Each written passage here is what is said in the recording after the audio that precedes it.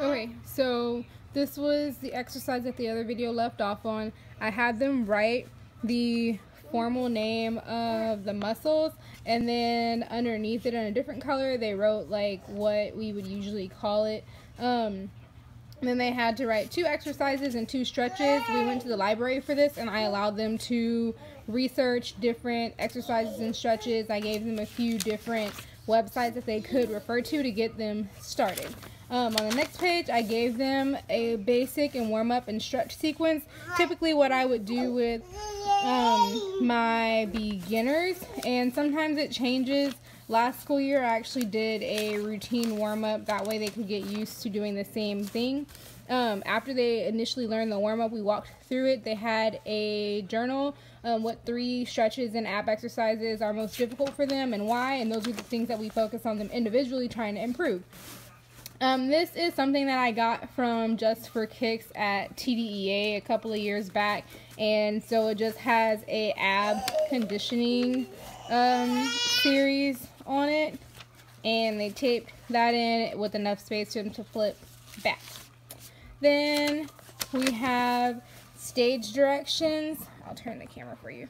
Stage directions and pathways across the floor, more so kind of like if you were going in ballet class, starting from the corner and traveling across the floor, and then walk to the other corner and travel across the floor, and so on and so on. And it even tells them like which foot to start with. So start with the left foot on this side, start with the right foot on that side.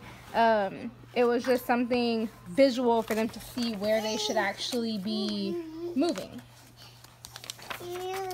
Then they had the origins of stage directions. This was a basic jazz combo that I came up with for them. Once they learned it, I put them in groups. There were between 5 to 7 people in each group, and so they had what their formation would look like. Everyone got a number. They wrote their name next to the number. Each class's performance day was different just based on our schedule that year, and so they wrote the day of their performance. I actually gave them the choreography notes. This is the first time they've seen choreography written out, so I gave them the choreography notes. And then in their groups, they had to come up with 2 8 counts on their own for the very first time for them learning choreography, and then they had an ending 8 count together. And I liked doing it this way because they had to be precise with actually knowing what 8 counts went where and filling in the correct 2 8 counts and still ending on time with the music.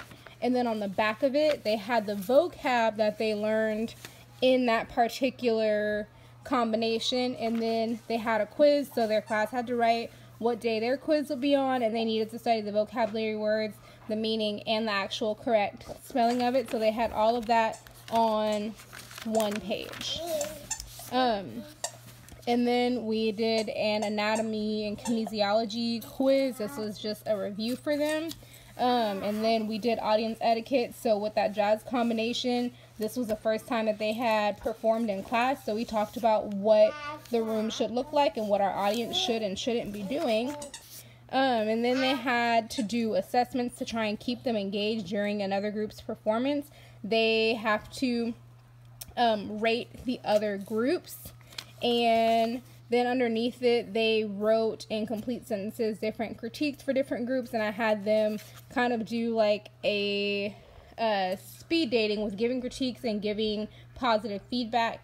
And this was something I ended up not doing, but they were supposed to write a critique, and this particular textbook that I had, it had specific critique guidelines. We just didn't have time to do all of that.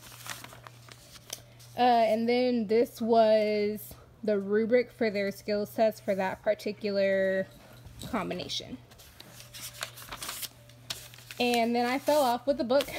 And here we are into cycle 2 for October. And then we started doing ballet. I gave them a web quest. They actually had a worksheet, but it's not in this book. They had to do the positions of the arms and the feet, so you can see they've got a column for each one, and they had to actually draw in the stick figures, letting me know that they know what their feet and arms should look like. I gave them basic ballet terminology and what their arms and feet should look like in each position, so they had it out in written form.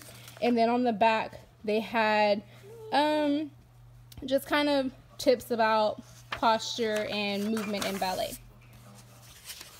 and this is where I started to kind of fall off with the notebook after that. But you can see you can do a lot of different things with the notebook. It's the stuff that we're doing every day. It's just all about getting it put on the paper, so then you have something to actually show admin, like, hey, we actually do write, we do read, they have inquiry skills, they're collaborating, they're learning how to organize.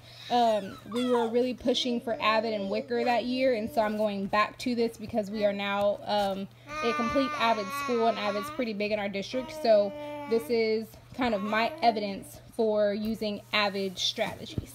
Hope this helps. I'll be trying to post stuff in the future once I get my interactive notebook set up for this coming school year.